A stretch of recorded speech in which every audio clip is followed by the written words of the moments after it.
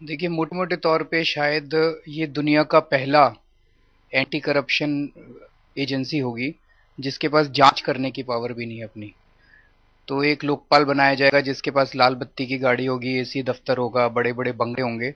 उसके पास करप्शन की आप कंप्लेन करेंगे लेकिन वो उन पे जांच नहीं कर सकता। ये पहला, पूरी दुनिया में ऐसी कोई एंटी करप्शन एजेंसी नहीं है। दूसरी चीज ये कि जब अन्ना जी अनशन पे बैठे थे पिछली बार अगस्त के महीने में, सारी पार्टियों ने संसद में बैठ के सारे देश के सामने 3 वादे किए थे जिसकी वजह से अन्ना ने अनशन तोड़ा था। 27 अगस्त की तारीख थी 2011। 27 अगस्त को वो तीनों वादों से सारी पार्टियां संसद में बैठ के मुकर गई हैं। उन्होंने इस देश को धोखा दिया है और उन्होंने संसद को धोखा दिया, सारी पार्टियों ने मिलकर। वो 3 बातें क्या थी? एक पार्ट था कि सिटीजन चार्टर इसमें लाया जाएगा, वो नहीं लाया गया। लोकायुक्त इसके थ्रू बनाया जाएगा, वो नहीं बनाया इन्होंने।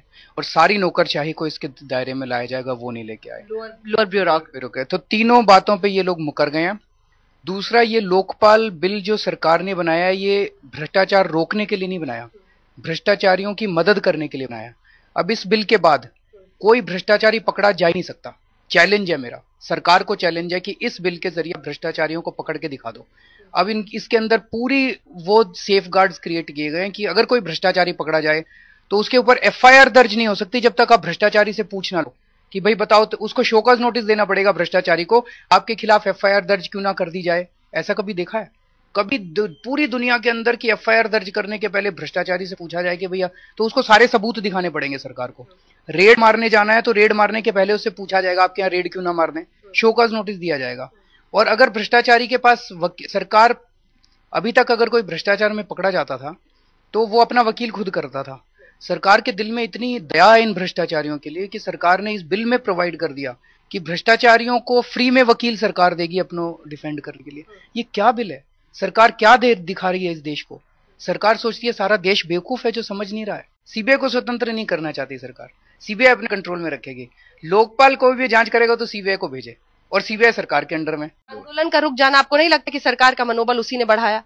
मुझे नहीं लगता। जब आंदोलन चल भी रहा था तब भी तो ये झूठे वादे कर रहे थे, और ऐसा नहीं कह सकते कि आंदोलन खत्म हो गया। जनता तो देख रही है, जनता रोज रोज सड़कों पे नहीं आ सकती। अगर आप ये सोचें कि रोज सारी जनता रामलीला मैदान और जंतर मंतर पे बैठी रहे, जनता ने तो दिखाया, लाखों लोग आए सड़कों के ऊपर। उस टाइम क्या किया सरकार ने? उस टाइम धोखा दिया। तो अब जनता बार बार सड़कों पे तो नहीं आ सकती, अब जनता इनको दिखाएगी 2013 दो। किरण बेदी कह रही हैं कि चलो एक शुरुआत तो हुआ, एक पहल तो हुई, उस तरह से देखा जाना चाहिए। मैं किरण बेदी जी से सहमत नहीं हूँ। ये पहल की जरूरत नहीं है, कोई भीख नहीं मांग रहे हम सरकार से। भ्रष्टाचार मुक्त जिंदगी मेरा संवैधानिक अधिकार है।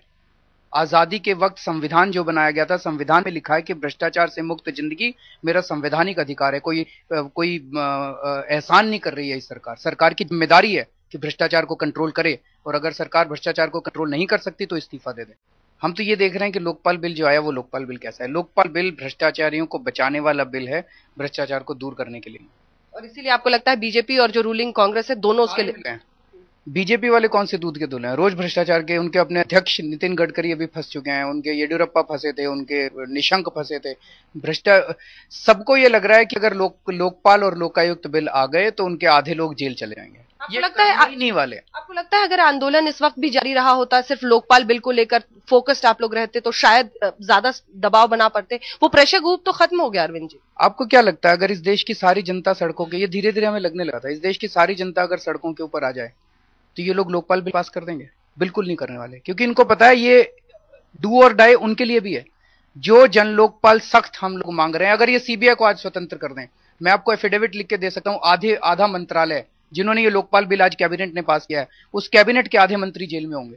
तो क्या कोई ऐसा कैबिनेट अपने खिलाफ बिल पास करेगा चाहे सारा देश सड़कों पर और आ जाए? तो ये कहना मुझे लगता है थोड़ा सिंपलिस्टिक है। अगर आंदोलन तो अभी भी हो सकता है आंदोलन के, लेकिन जनता ये विश्वास खो चुकी है कि ये सरकार कुछ करेगी, आंदोलन से कुछ होगा। ये जनता के जब 16 अगस्त 2011 को जब जनता सड़कों के ऊपर उतरी थी, जनता को ये विश्वास था कि शायद ये सरकार कर दे। अब जनता को ये विश्वास हो गया है कि ये इतनी खराब है ये सरकार, इतनी भ्रष्ट है ये सरकार और सारी पार्टियां, ये नहीं करने वाली।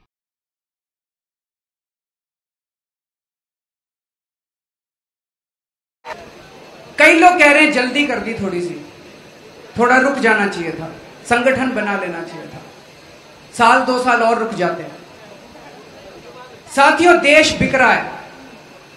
कोयला बिक गया, 2G बिक गया, थोरियम बिक गया, आयरन ओर बिक गया। ये अंजलि आई है, ये बता रही है वहां के सारे बांध भी बिक गए, जमीन भी बिक गई, जंगल भी बिक गया, हिमाचल प्रदेश के पहाड़ भी बिक गए और छत्तीसगढ़ में तो एक नदी भी बिक गई।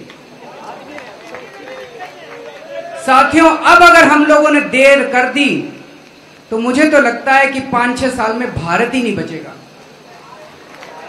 इसलिए अब और देर कर ही नहीं सकते, हमारे पास समय बहुत कम है। और ये सारी पार्टियां मिली हुई हैं। कोयला घोटाले में तो साफ साफ दिखाई दे गया कि किस तरह से बीजेपी और कांग्रेस दोनों ने मिलकर देश को लूटा है, दोनों ने मिलकर कोयले के खदानों को लूटा है। सिंचाई का घोटाला जो निकल के आया है, वहां पे तो सारी पार्टियां मिली हुई हैं। कहते हैं 4 काम हम उनके करते हैं, 4 काम वो हमारे करते हैं। काहे का ऑपोजिशन? क्या ऑपोजिशन इस देश में?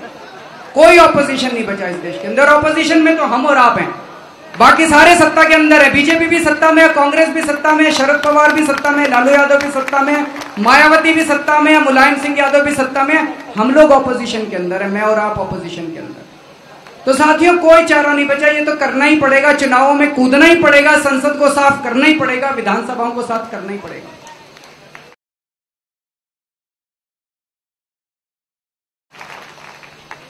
कुछ दिन से ये चल रहा है, ये तो सत्ता के लोभी हैं, शुरू से ही पता था ये तो सत्ता के लालची हैं। जैसे ही आप कहो चुनाव लड़ेंगे, कहते हैं तो सत्ता के लालची हैं। एक ऐसा माहौल बना दिया कि सत्ता तो इन्हीं गुंडों के हाथ में रहनी चाहिए, कोई और आए तो कह दो ये सत्ता का लालची है, सत्ता गुंडों के लिए। ये लाल बहादुर शास्त्री, इसने भी चुनाव लड़े थे।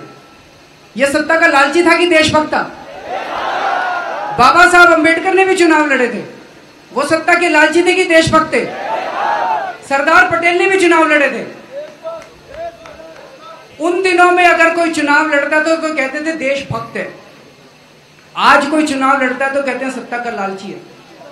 इसी को तो बदलना है, इसी को बदलने के लिए हम अंदर जा रहे हैं कि कल अगर कोई युवा खड़ा होकर चुनाव लड़े तो कोई ये ना कहे कि सत्ता का लालची है, वो ये कहे कि ये युवा जो है ये देशभक्ति के लिए जा रहा है। इसी को बदलने के लिए अंदर जा रहे हैं।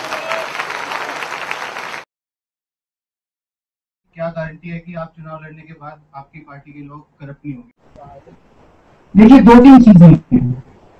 एक चीज तो ये कि हम लोग जो एजेंडा दे रहे हैं कि जैसे ही आप सत्ता में आते हैं, आप 15 दिन के अंदर जन लोकपाल कानून पास करेंगे, और जन लोकपाल कानून ऑलरेडी ड्राफ्टेड है, इसको केवल पास करने की जरूरत है। अगर आप जन लोकपाल कानून पास कर देते हैं तो एक तरह से आप अपने पैरों पे कुल्हाड़ी मारते हैं।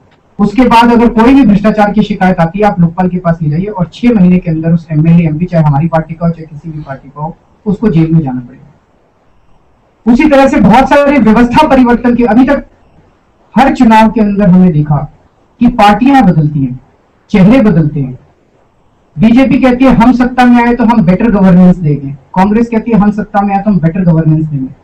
हम ये नहीं कह रहे, हम ये नहीं कह रहे कि हम बेटर गवर्नेंस देंगे, हम ये कह रहे हैं कि अगर सत्ता में आए तो व्यवस्था बदलेंगे, ताकि फ्यूचर में अगर कोई सत्ता में आए और चोर चक्का भी आए तो वो उस सिस्टम को खराब ना कर सके। ऐसी व्यवस्था हम लोगों को लेकर है। लेकिन फिर भी ये सब कहने के बाद भी इस देश के लोगों ने इतना ज्यादा भुगता है, सारी पार्टियां, जितनी पार्टियां अभी तक बनी, सबने धोखा दिया। तो लोगों के मन में ये प्रश्न उठना बड़ा लाजमी है। आपके मन में ये प्रश्न उठना बड़ा लाजमी है। वो कहते हैं दूध का जला छाछ भी फूक फूक कर पीता है। तो इसके बाद मेरे पास कोई जवाब नहीं है। आपको अपने दिल से पूछना है कि आप किसको वोट देना चाहते हैं। आपके पास बीजेपी है, कांग्रेस है, वो तो कंफर्म्ड भ्रष्ट है, वहां तो 0 प्रोबेबिलिटी है। यहां पे आपके पास 50% प्रोबेबिलिटी है।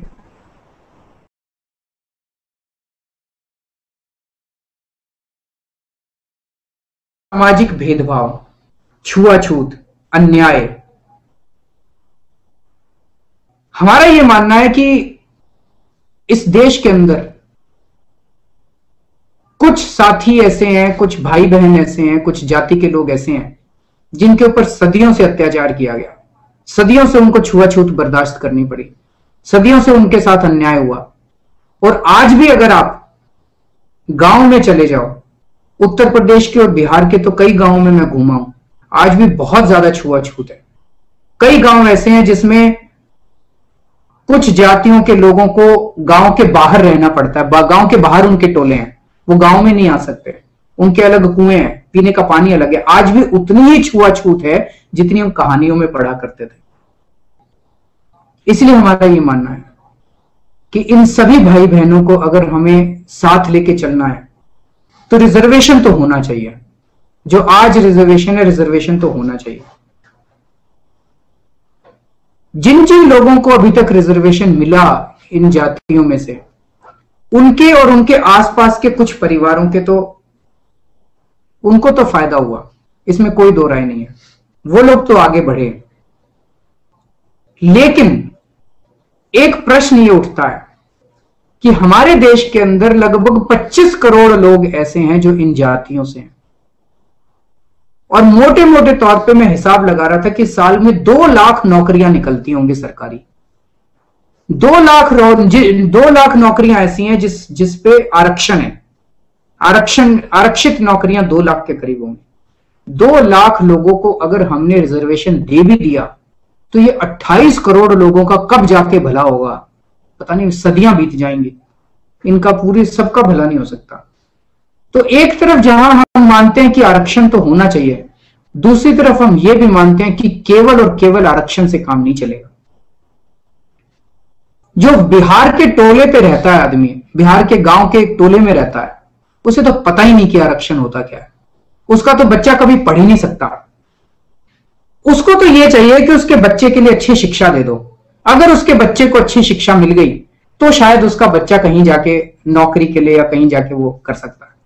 सबसे पहली जरूरत है अच्छी शिक्षा। अगर गांव-गांव के अंदर, अगर सरकारी स्कूलों के अंदर शिक्षा स्तर सुधर गया तो मुझे लगता है कि ये जो छुआछूत है ये भी कम होगी, और जो 28 करोड़ दूसरी जातियों के लोग हैं उनको भी इसका फायदा मिल सकता है।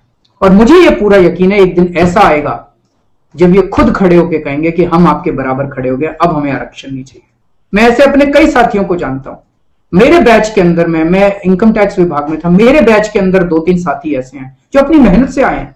उन्होंने वो रिजर्वेशन लेके नहीं आए, वो उन्हीं जातियों से, उन्होंने कहा हम कंपीट करेंगे, हमारे पास पैसा है, हम कंपीट करेंगे। इसीलिए यह भी जरूरी है कि रिजर्वेशन के अंदर जिन जिन लोगों को एक बार रिजर्वेशन मिल जाए उनको दोबारा नहीं मिलना चाहिए। एक बार रिजर्वेशन मिल गया, एक बार आपका परिवार एक स्तर पे आ गया, उनको दोबारा नहीं मिलना चाहिए। या आपका अगर परिवार अच्छे स्तर का है, आपके पास पैसा है, तो आपको रिजर्वेशन नहीं मिलना चाहिए। और दूसरा, दूसरी जातियों के भी जो गरीब लोग हैं उनको भी आर्थिक आधार के ऊपर कुछ रिजर्वेशन के अंदर भागीदारी होनी चाहिए। हम लोग अन्ना जी से अलग नहीं हुए हैं। अन्ना जी को अपना गुरु मानते हैं हम लोग, उनकी बहुत इज्जत करते हैं। जैसा अन्ना जी ने बार बार कहा है कि हमारे रास्ते अलग अलग हैं, मंजिल एक है। हम सब लोग भ्रष्टाचार मुक्त भारत चाहते हैं कि इस देश के लोगों को महंगाई से, भ्रष्टाचार से छुटकारा मिले। लेकिन हमें ये लगता है अब कि जब तक इस देश की राजनीति को नहीं बदला जाएगा, जब तक इस देश की राजनीति को साफ नहीं किया जाएगा, तब तक भ्रष्टाचार से मुक्ति नहीं मिल सकती। ये लोग तब तक जन लोकपाल बिल पास नहीं करेंगे। अन्ना जी को ये लगता है कि अगर हम लोग अंदर जाते हैं, अगर पॉलिटिक्स में जाते हैं, तो हमारे ऊपर उसके छींटे पड़ जाएंगे, हम लोग गंदे हो जाएंगे। और हमें ये लगता है कि हमें पॉलिटिक्स में जाना ही पड़ेगा उसको साफ करने के लिए। तो 2 व्यू पॉइंट्स हैं, उनका एक व्यू पॉइंट है, हमारा दूसरा व्यू पॉइंट है। हमें लगता है दोनों की ज़रूरत है, बाहर से भी लड़ने की ज़रूरत है, अंदर से भी लड़ने की ज़रूरत है। और भ्रष्टाचार इतना बड़ा हो गया है कि और भी कई तरह से लड़ाई लड़ने की ज़रूरत है। जैसे कई पत्रकार जो हैं वो अपने जर्नलिज्म के थ्रू भ्रष्टाचार से लड़ रहे हैं, कई एडवोकेट्स जो हैं वो कोर्ट्स के अंदर भ्रष्टाचार से PIL फाइल करके लड़ते हैं। तो अन्ना जी बाहर से लड़ रहे हैं, हम अंदर से लड़ रहे हैं। तो रास्ते कई हैं, मंजिल एक है।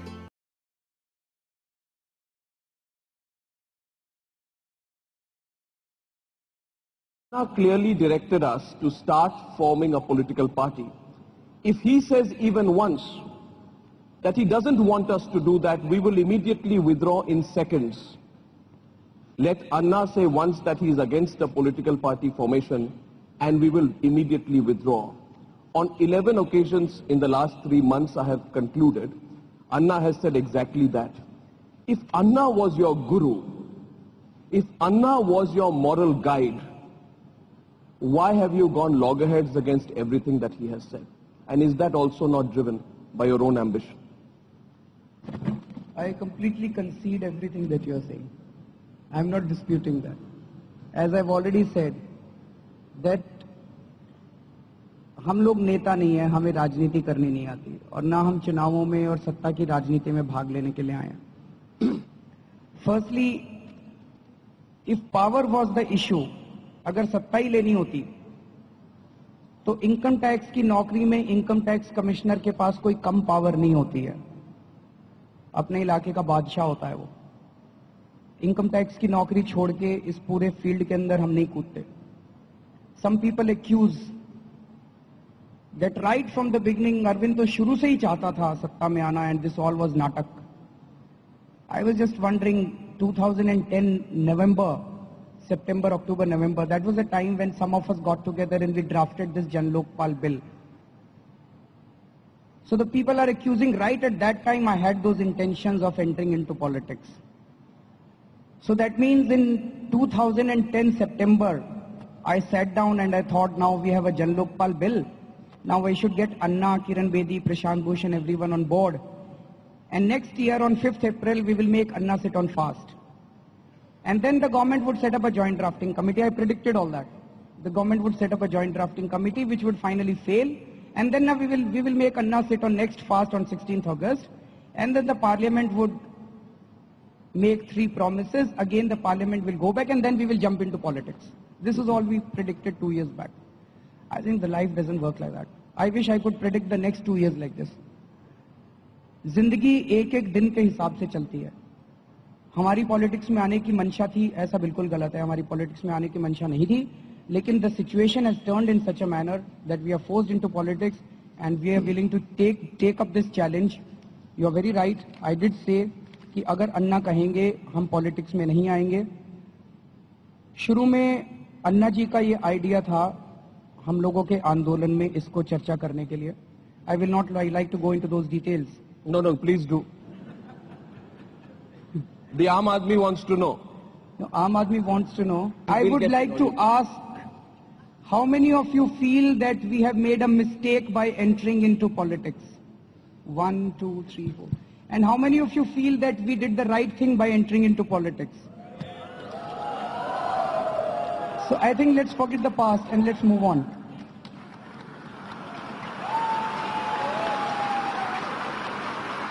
What we have responded to is the popular demand from the people. The people of this country feel that this is the only way left to change the politics of the country. And without changing the politics of this country, you cannot get the country rid of poverty, illiteracy, corruption and crime. This is the only way. You have to clean up the politics of this country. I have greatest and highest regards for Anna, and I completely agree that I said that, but later on all of us sat down and we thought, एक तरफ हमारे सामने अन्ना जी हैं, अन्ना जी की बहुत इज्जत करते हैं हम लोग. इनफैक्ट 26 नवंबर के पहले जब हमारी पार्टी लॉन्च हो रही थी, 3 दिन पहले मैंने उनको फोन किया था एंड आई सेड अन्ना जी आपका आशीर्वाद चाहिए. He says I am with you. तो कुछ ना कुछ हमसे गलती हुई होगी अगले 3-4 दिन के अंदर. I talk to him. अगर मेरे से कोई गलती हुई है उनसे बात करेंगे, वो मुझे बताएंगे तो हम चेंज करेंगे अपने आप को. लेकिन हमें यह लगता है कि देश को बचाने के लिए यही एक रास्ता है.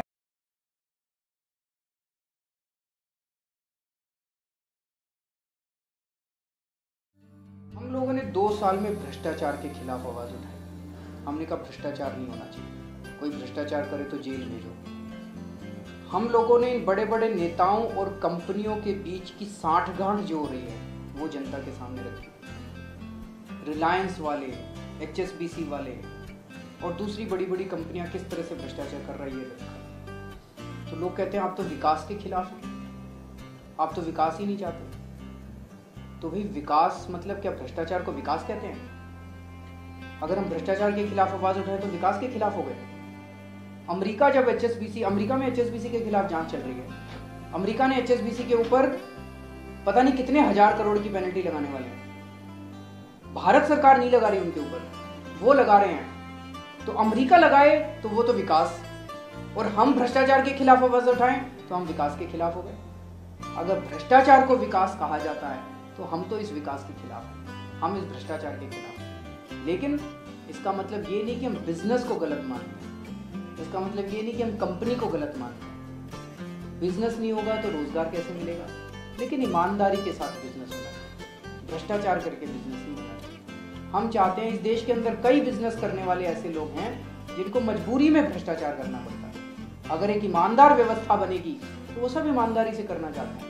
लेकिन कुछ चंद बिजनेसमैन ऐसे हैं, कुछ चंद कंपनियां ऐसी हैं जिन्होंने इस पूरे के पूरे सिस्टम का दुरुपयोग किया, पूरी की पूरी व्यवस्था का दुरुपयोग किया। उन्होंने भ्रष्टाचार फैला रखा है, वो पूरी की पूरी व्यवस्था को दूषित करते हैं। ऐसे लोगों को जेल भेजने की जरूरत है।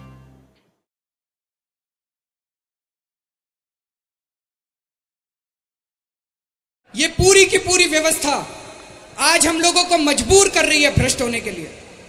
बहुत सारे लोग हैं, इन नेताओं से पूछो तो कहते हैं जी भारत के तो सारे लोग ही खराब है, पूरा का पूरा समाज ही खराब है। इनको खराब किया किसने? तुम लोगों ने खराब किया। इस देश का आम आदमी भ्रष्टाचार नहीं करना चाहता, आम आदमी ईमानदारी की जिंदगी जीना चाहता है। लेकिन आज व्यवस्था ऐसी हो गई है कि बिना रिश्वत दिए काम ही नहीं चलता। झूठ बोल रहा हूं मैं? आज बिना रिश्वत दिए काम ही नहीं चलता, जहां जाओ वही रिश्वत देनी पड़ती है और फिर कहते हो कि लोग खराब है। मेरा एक दोस्त है, 10 साल पहले हम लोगों ने परिवर्तन चालू किया था, एक छोटी सी संस्था चालू की थी। 10 साल से वो हर साल हमें डोनेशन देता है। वो दवाइयों का धंधा करता है, दवाइयों का बिजनेस करता है, दिल्ली के सरकारी अस्पतालों में दवाइयां सप्लाई करता है। वो कहता है कि मैं सुबह सो के उठता हूं और रात तक मेरी जिंदगी में सुबह से शाम तक मैं केवल रिश्वत ही देता रहता हूं। जिस अस्पताल में जाता हूं वो कहते हैं जी दवाइयां नहीं चाहिए, बिल दे दो, आधा तुम रख लो आधा हम रख लेते हैं। वो कहता है मैं आपको डोनेशन इसलिए दे रहा हूं कि मैं चाहता हूं कि ये व्यवस्था बदले। मैं अस्पतालों में बिल नहीं देना चाहता, मैं अस्पतालों में दवाइयां देना चाहता हूं, लेकिन मजबूरी में मेरे को बिल देने पड़ रहा है। अभी मेरे को पीछे कुछ लोग मिले, कहते जी हम सारे इंडस्ट्री वालों ने मिलकर इंडस्ट्रीज अगेंस्ट करप्शन बनाया है, उद्योगपति भ्रष्टाचार के खिलाफ। हम लोगों को लगता है सारे उद्योगपति चोर हैं। सारे उद्योगपति चोर नहीं है, कुछ ये बड़े बड़े घराने चोर हैं जिन्होंने सारे उद्योगपतियों को बर्बाद करके रख दिया। उद्योगपति भी ईमानदारी से उद्योग करना चाहते हैं, व्यवसाय करने वाले भी व्यवसाय ईमानदारी से करना चाहते हैं, दुकान चलाने वाला भी ईमानदारी से दुकान चलाना चाहता है, लेकिन उनके पास मजबूरी है, उनको मजबूरी के अंदर रिश्वत देनी पड़ती है। अगर अच्छी व्यवस्था होगी तो ये सब लोग ईमानदारी से काम करने के लिए तैयार हैं। इस भारत के लोग बहुत अच्छे हैं, आम आदमी बहुत अच्छा है, आम औरत बहुत अच्छी है। We are first class citizens but we are victims of a third class governance. हम एक बहुत ही गंदी सड़ी गली व्यवस्था का शिकार हैं और इसी व्यवस्था को हम लोगों को बदलना है। और मुझे ये लगता है कि अगर इस देश के सारे लोग इकट्ठे हो जाएं, अगर इस देश की जनता इकट्ठी हो जाए तो वो दिन दूर नहीं है जब हम सारे मिलकर भारत को बदल सकते हैं। आज 65 साल के बाद भी भारत में इतनी भुखमरी है। एक रिपोर्ट के मुताबिक इस देश की 78% जनसंख्या 20 रुपए से कम प्रति व्यक्ति के हिसाब से जी रही है। 20 रुपए से कम प्रति व्यक्ति के हिसाब से जी रही है 78% जनसंख्या। क्या पाया हम लोगों ने इन 65 सालों के अंदर? लेकिन मुझे ये लगता है, हो सकता है कुछ लोग इसको गलत माने, लेकिन मुझे ये लगता है कि अगर आम आदमी की सरकार बनती है और इस देश की सारी जनता इसको बदलने में लग जाती है, तो जैसे आज एक दिन के अंदर आम आदमी के 300 जगह दफ्तर खुल गए, ऐसे अगर इस देश की सारी जनता लग जाएगी तो मुझे लगता है 5 साल के अंदर हम इस देश से गरीबी और भुखमरी को दूर कर सकते हैं।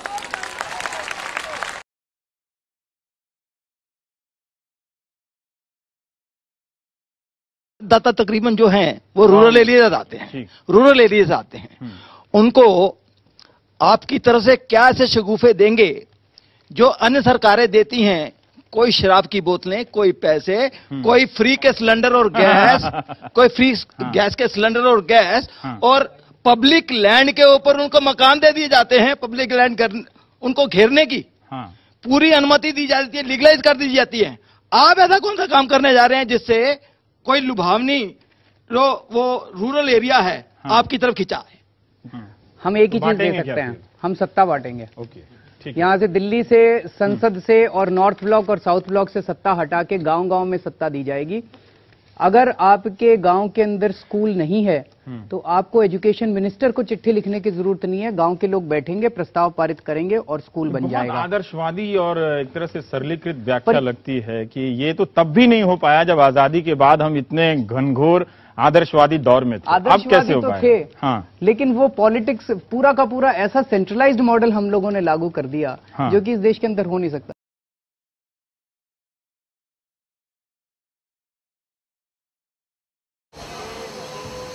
ऐसा नहीं कि केवल कांग्रेस सरकार किसके खिलाफ है, हमारे जन लोकपाल के सारी पार्टियां इसके खिलाफ है। कोई पार्टी जन लोकपाल कानून नहीं चाहती, ना बीजेपी चाहती, ना सपा चाहती, ना बसपा चाहती, ना कांग्रेस चाहती। सब लोगों ने देश को लूट रखा है, सबने भ्रष्टाचार कर रखा है। जिस पार्टी को मौका मिला उसी पार्टी ने देश को लूट लिया, जिस नेता को मौका मिला उसी ने देश को लूट लिया। 27 दिसंबर को जब लोकपाल बिल संसद में लाया गया तो मुलायम सिंह जी खड़े हुए, उन्होंने कहा अगर अन्ना हजारे का लोकपाल बिल आ गया तो दरोगा हम सबको पकड़ के जेल में डाल देगा। मैं आपसे पूछना चाहता हूं कि दरोगा शरीफ आदमी को जेल में डालता है कि चोर को? तो मुलायम सिंह जी को क्यों लगा कि उनको जेल में डाल देगा? और वो अपने लिए नहीं बोला, कहते हम सबको जेल में डाल देगा, सबका पता हमको। सारे सांसदों की तरफ देख के बोले हम सबको जेल में डाल देगा। सुषमा स्वराज खड़ी हुई, सुषमा स्वराज ने कहा सीबीआई को स्वतंत्र करो, सीबीआई को स्वतंत्र करो, सीबीआई को। बड़ी अच्छी बात है, हम भी कह रहे हैं सीबीआई को स्वतंत्र करो। सीबीआई 50 साल पहले बनाई गई थी, 50 साल पहले। क्यों बनाई थी सीबीआई? इसलिए बनाई थी कि बड़े बड़े भ्रष्ट मंत्रियों को जेल भेजो। 50 साल के अंदर सीबीआई ने 3 छोटे छोटे नेताओं को जेल भेजा, केवल 3 नेताओं को, बंगारू लक्ष्मण, नरबहादुर सिंह भंडारी और सुखराम। बस बड़े बड़े राक्षस जो देश को लूट रहे हैं, किसी को सीबीआई ने जेल नहीं भेजा। क्यों? ऐसा नहीं कि सीबीआई में अच्छे अफसर नहीं है, बहुत अच्छे अच्छे अफसर हैं। सीबीआई उन्हीं मंत्रियों के अंदर में काम करती है जिनके खिलाफ सीबीआई को जेल भेजना चाहिए। तो अपने बॉस को सीबीआई कैसे जेल भेज सकती है? सवाल ही नहीं उठता। तो सुषमा स्वराज ने कहा सीबीआई को सरकार से स्वतंत्र करो, बड़ी अच्छी बात है। लेकिन बीजेपी ने धोखा दिया। जब संसद के अंदर संशोधन प्रस्ताव रखे गए तो संशोधन प्रस्ताव के अंदर लोकसभा में उन्होंने नहीं कहा कि सीबीआई को स्वतंत्र करो, उसमें बीजेपी का संशोधन प्रस्ताव ही नहीं था। तो बीजेपी भाषण को छोड़ देते हैं, जनता को बेवकूफ बनाते हैं, उनको लगता है जनता पढ़ी लिखी नहीं है, और जब वहां पे संशोधन प्रस्ताव देने की आते हैं तो वहां पे गायब हो जाते हैं। उनको ये नहीं पता था कि टीम अन्ना वाले लोकसभा से संशोधन प्रस्ताव निकलवा लेंगे बीजेपी के और जनता के बीच में जाकर बीजेपी की पोल खोल देंगे, उनको ये नहीं पता था। तो बीजेपी भी धोखा दे रही है। एक और पार्टी की बात बताता हूं, 27 दिसंबर को जब ये कानून लाया गया संसद में तो उसके 2 दिन पहले हमने बड़ी पार्टी के नेता से पूछा, हमने कहा जी जब ये संसद में बिल आएगा तो आपकी पार्टी क्या करेगी? कहते हैं हम आपके साथ हैं, अन्ना जी के साथ हैं। आप लोग कहते हो ये बिल खराब है तो हम इसका विरोध करेंगे, बड़ी अच्छी बात है। 27 दिसंबर की शाम को जब वोटिंग हुई संसद में तो हमने टीवी में देखा कि उस पार्टी के सारे सांसद उठ के बाहर चले गए संसद से। हमें बड़ा आश्चर्य हुआ कि नेताजी तो कह रहे थे कि सारी हम विरोध करेंगे। अगले दिन मैंने उनसे फोन करके पूछा कि जी कल आपके सारे सांसद बाहर क्यों चले गए उठ के? कहते उनको बाथरूम आ गया था। मेरे को समझ में नहीं आया, सारे सांसदों को, उसी पार्टी के सारे सांसदों को वोटिंग के टाइम एक साथ बाथरूम कैसे आ गया? तो जरूर कुछ ना कुछ घपला हुआ है, पैसे खाली होंगे, सौदेबाजी हो गई होगी। ये जनतंत्र है हमारे देश का। संसद के अंदर हम उनको चुन के भेजते हैं, हम सोचते हैं हमारे भले के लिए पॉलिसी बनाएंगे और संसद के अंदर बैठ के सौदेबाजी करते हैं। ये तो अपमान करते हैं संसद जैसे मंदिर का। बहुत सोचा हम लोगों ने, ऐसा क्यों हो रहा है कि ये सरकार लोकपाल बिल नहीं ला रही है? सारा देश कह रहा है अन्ना का लोकपाल लाओ, अन्ना का लोकपाल लाओ। लाखों करोड़ों लोग सड़कों के ऊपर उतरे, क्यों नहीं ला रहे हैं लोग लोकपाल बिल? तो एक चीज समझ में आने लगी, मनमोहन सिंह जी के मंत्रिमंडल में 34 मंत्री हैं। इन 34 में से 15 मंत्री ऐसे हैं जिनके ऊपर भ्रष्टाचार के संगीन आरोप लगे हुए हैं। आज अगर लोकपाल बिल ये पास कर दे तो कल ये 15 के 15 मंत्री जेल चले जाएंगे, इनकी संपत्ति जब्त हो जाएगी। इसलिए लोकपाल बिल पास नहीं कर रहे लोग। अपने पैर पे कोई कुल्हाड़ी नहीं मार सकता। कोई आदमी ऐसा कानून पास नहीं करेगा कि आज कानून पास करो और कल मैं जेल चला जाऊं, इसलिए लोकपाल बिल पास नहीं कर रहे। तो एक चीज समझ में आने लगी कि लोकपाल बिल बाद में आएगा, पहले इन 15 मंत्रियों को ठीक करना पड़ेगा, उसके बाद लोकपाल बिल आएगा।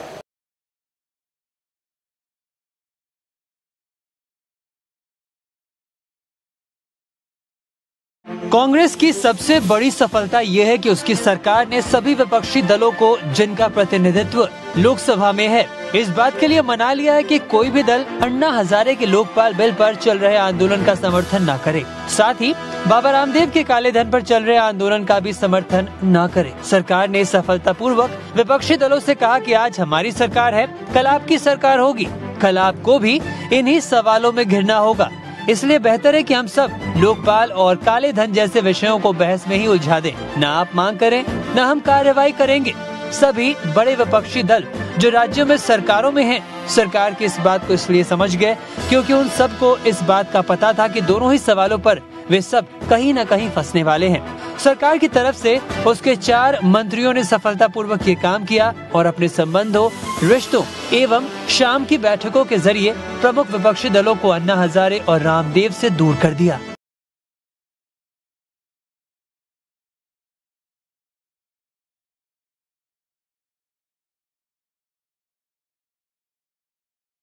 मुकेश अंबानी ने देश के सारे टीवी चैनल्स को नोटिस भेजा है। देश के सारे टीवी चैनल्स को मुकेश अंबानी ने कहा है कि मुझसे माफी मांगो, तुमने अरविंद केजरीवाल और प्रशांत भूषण की प्रेस कॉन्फ्रेंस लाइव क्यों दिखाई, इससे उनकी मानहानि हुई है। और सारे चैनल्स को कहा गया कि आगे भविष्य में कभी इनकी प्रेस कॉन्फ्रेंस लाइव मत दिखाना। हमारा तो मानना था कि ये बहुत बड़ी खबर है, लेकिन कोई भी मीडिया हाउस, कोई भी अखबार, कोई भी टीवी चैनल इसको नहीं उठा रहा। कहीं मीडिया वाले डर तो नहीं गए? मीडिया वालों ने माफी मांगी है कि नहीं मांगी ये तो हमें नहीं पता, लेकिन हम मुकेश अंबानी को चिट्ठी लिखने जा रहे हैं। इस चिट्ठी की कॉपी हम लोग कल वेबसाइट पे भी डाल देंगे, कल या परसों में। आप इसकी कॉपी जगह जगह बांटिएगा। मैं ये चिट्ठी जो हम लिखने जा रहे हैं इसको थोड़ा पढ़ के सुना देता हूं। श्री मुकेश अंबानी जी, अभी हाल ही में आपने देश के सभी टीवी चैनलों को मानहानि का नोटिस भेजा है। इनका जुर्म यह है कि इन्होंने 31 अक्टूबर 2012 और 9 नवंबर 2012 को मेरी और प्रशांत भूषण की प्रेस कॉन्फ्रेंस का सीधा प्रसारण किया था। हमने अपनी प्रेस कॉन्फ्रेंस में देश के लोगों को बताया था कि किस तरह से आपने गैरकानूनी तरीके से सरकार पे दबाव डाल के गैस के दाम बढ़वा दिए। हमने लोगों को यह भी बताया कि आपके साथियों के और आपकी कंपनियों के स्विस बैंक में खाते हैं जिनमें काला धन जमा किया गया था। हमारे इस खुलासे का कई टीवी चैनलों ने सीधा प्रसारण किया। आपने इन सभी टीवी चैनलों को मानहानि का नोटिस भेजा है।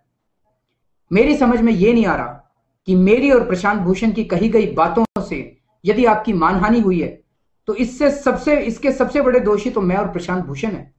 नोटिस भेजना ही था तो आपको हमें नोटिस भेजना चाहिए था। टीवी चैनलों ने तो केवल इसका सीधा प्रसारण किया था, फिर भी आपने हमें नोटिस ना भेजकर टीवी चैनलों को नोटिस भेजा है। इससे साफ जाहिर है कि आपका मकसद केवल टीवी चैनलों पर दबाव बनाने का है। देश की जनता आपसे कुछ सीधे सवाल पूछना चाहती है। भारत सरकार को स्विस बैंकों में खातेदारों की जो लिस्ट मिली है, क्या यह सच नहीं है कि आपका, आपके रिश्तेदारों का, आपके दोस्तों का और आपकी कंपनियों का उनमें नाम है?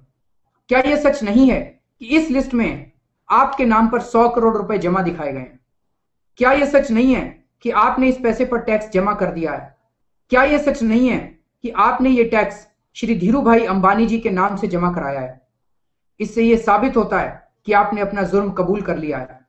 कानून के मुताबिक अब आपके ऊपर मुकदमा चलना चाहिए और यदि टैक्स की चोरी साबित हो जाती है तो आपको जेल होनी चाहिए। लेकिन ऐसा होगा नहीं। क्यों? क्योंकि सरकार आपसे डरती है।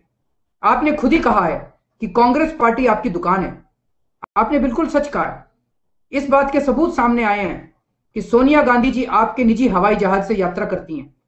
लोगों का मानना है कि श्री जयपाल रेड्डी जी का मंत्रालय भी आप ही के दबाव में बदला गया था। कांग्रेस ही क्यों, भाजपा और अन्य पार्टियां भी आपकी दुकान है। पहले तो आडवाणी जी स्विस बैंकों के खातों के बारे में खूब आवाज उठाते थे, लेकिन जब से आपके खाते निकल कर आए हैं तो सारी भाजपा बिल्कुल चुप हो गई है। संसद के अंदर आपके खातों के बारे में एक शब्द नहीं बोला भाजपा ने। ऐसा लगता है कि सभी पार्टियां आपसे डरती हैं, सभी नेता आपसे डरते हैं, लेकिन इस देश की जनता आपसे नहीं डरती। सारी पार्टियां आपकी दुकान हो सकती हैं, लेकिन भारत आपकी दुकान नहीं है। भारत हमारा है, भारत इस देश के लोगों का है। आप अपने पैसे से पार्टियों को खरीद सकते हैं, नेताओं को खरीद सकते हैं, लेकिन भारत को हम नहीं बिकने देंगे। आपका कहना है कि हमारे द्वारा कही गई बातों का सीधा प्रसारण करने से टीवी चैनलों ने आपकी मानहानि की है। आप सोच कर देखिए कि आपकी मानहानि मैंने, प्रशांत भूषण और टीवी चैनलों ने की है या आपने अपनी मानहानि खुद अपने कर्मों से की है। 2002 में आपने सरकार से फुल मोबिलिटी लेने के लिए प्रमोद महाजन को रिश्वत दी। 55 रुपए प्रति शेयर के भाव वाले 1 करोड़ शेयर आपने प्रमोद महाजन को दिए। प्रमोद महाजन को 1 रुपए प्रति शेयर के हिसाब से दिए। यह तो सीधी रिश्वत थी। और जब आप पकड़े गए तो आपने जुर्म भी कबूल किया और वो सारे शेयर वापस ले लिए। मामला अभी सुप्रीम कोर्ट में। ऐसा करने से क्या आपकी मानहानि नहीं हुई? आपने अपना बहुमंजिला मकान वक्फ की जमीन पर बनाया हुआ है। इस जमीन पर अनाथालय बनना था। गरीब और अनाथ मुस्लिम बच्चों के हक को छीनने से गरीब और अनाथ मुस्लिम बच्चों का हक छीना है आपने। क्या ऐसा करने से आपकी मानहानि नहीं हुई? सन 2000 में आपको देश के गैस के कुछ कुएं दिए गए थे। आपकी जिम्मेदारी थी कि आप इनमें से गैस निकालकर भारत सरकार को दें। गैस हमारी है, इस देश के लोगों की है, हम उस गैस के मालिक हैं। आपकी हैसियत केवल एक ठेकेदार की थी। आपको गैस के कुएं केवल गैस निकालने के लिए दिए गए थे, लेकिन आप चतुराई से मालिक बन बैठे। चतुराई से आपने सरकार को गैस बेचनी चालू कर दी। सरकार पर दबाव डालकर आपने गैस के दाम बढ़ाने चालू कर दिए। चूंकि कांग्रेस आपकी दुकान है, तो कांग्रेस पार्टी हमेशा आपकी दादागिरी के सामने झुकती नजर आई। अक्सर आपके दबाव में कांग्रेस गैस के दाम बढ़ाती गई और देश के लोग हाहाकार करते रहे। आपकी वजह से बिजली महंगी हो गई, खाद महंगी हो गई, रसोई गैस महंगी हो गई। लेकिन जब पानी सर से ऊपर हो गया तो श्री जयपाल रेड्डी जी ने आपका विरोध किया। उस समय श्री जयपाल रेड्डी जी तेल मंत्री थे। उन्होंने आपके दबाव में न आकर गैस के दाम और बढ़ाने से मना कर दिया। आपने श्री जयपाल रेड्डी जी का ही तबादला करा दिया। आपकी हरकतों की वजह से देश में कई वस्तुएं महंगी होती जा रही हैं और जनता कराह रही है। क्या ये सब हरकतें आपको शोभा देती हैं? क्या इन हरकतों से आपकी मानहानि नहीं होती? इस किस्म के आपके बेईमाने की कामों की लिस्ट बहुत लंबी है। इस देश के अधिकतर व्यवसायी, कारोबारी, उद्योगपति ईमानदारी से काम करना चाहते हैं, लेकिन आज की व्यवस्था उन्हें बेईमानी करने पर मजबूर करती है। पर आपके जैसे उद्योगपति जब खुलेआम व्यवस्था का दुरुपयोग अपने फायदे के लिए करते हैं, तो इससे सारे उद्योग जगत और व्यवसाय पर काला धब्बा लग जाता है। आपका क्या सपना है? क्या आप बेईमानी करके दुनिया के सबसे धनवान व्यक्ति बनना चाहते हैं? मान लीजिए आप इस देश की सारी दौलत के मालिक बन जाते हैं, क्या इससे आपको खुशी मिलेगी? खुशी अधिक से अधिक धन अर्जित करने से नहीं मिलती, खुशी त्याग से मिलती है। आज आप एक ऐसे मुकाम पर खड़े हैं कि यदि आप बेईमानी से काम करना छोड़ दें और अपनी सारी दौलत देश के लोगों के लिए लगा दें, तो यह देश आपको कभी नहीं भूलेगा। एक तरफ आप हैं, आपके पास पैसा है, दूसरी तरफ इस देश की जनता है। जनता जाग गई है, जनता के अंदर जुनून है, और इतिहास गवाह है कि जब जब पैसे और जुनून के बीच लड़ाई हुई तो हमेशा जुनून जीतता है। मेरा आपसे निवेदन है कि देश के मीडिया को धमकाने की कोशिश ना करें। मीडिया में चंद लोग ऐसे हो सकते हैं जिन्होंने खुद गलत काम किए हों। ऐसे मीडिया कर्मी शायद आपके दबाव में आ जाएं, लेकिन आज भी कई पत्रकार देश के लिए काम करते हैं। आज भी अधिकांश पत्रकार देश के लिए काम करते हैं, वो आपके दबाव में नहीं आने वाले। इतिहास गवाह है कि जब जब देश की न्यायपालिका, कार्यपालिका और विधायिका चरमराती नजर आई, ऐसे पत्रकारों ने ही लोकतंत्र को जिंदा रखा है। कुछ ऐसे मीडिया घराने हो सकते हैं जिनमें सीधे या परोक्ष रूप से आपका पैसा लगाओ। हो सकता है ऐसे घराने आपके दबाव में आ जाएं, पर इन घरानों में काम करने वाले पत्रकार आपके दबाव में नहीं आने वाले। तो ये चिट्ठी हम लोग मुकेश अंबानी जी को भेज रहे हैं।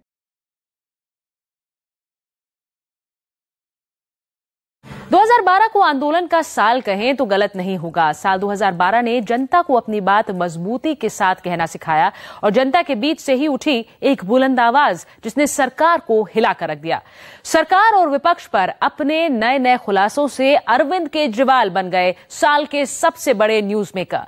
हरियाणा के छोटे से गांव का बच्चा कैसे बना सबसे बड़ा आंदोलनकारी, देखिए अरविंद केजरीवाल की पूरी कहानी। ये वो शख्स है जो पूरे साल टीवी और अखबारों में छाया रहा। कभी खबरों की हेडलाइन बना तो कभी उसके खुलासों ने देश के बड़े से बड़े राजनेताओं को हिला दिया। आम आदमी की तरह दिखने वाले अरविंद केजरीवाल के बारे में आपने खूब देखा और सुना होगा।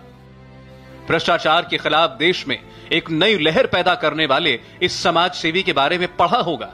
लेकिन आज हम आपको दिखाने जा रहे हैं उस news maker of the year का ऐसा पहलू जो अब तक अनदेखा और अनजाना है।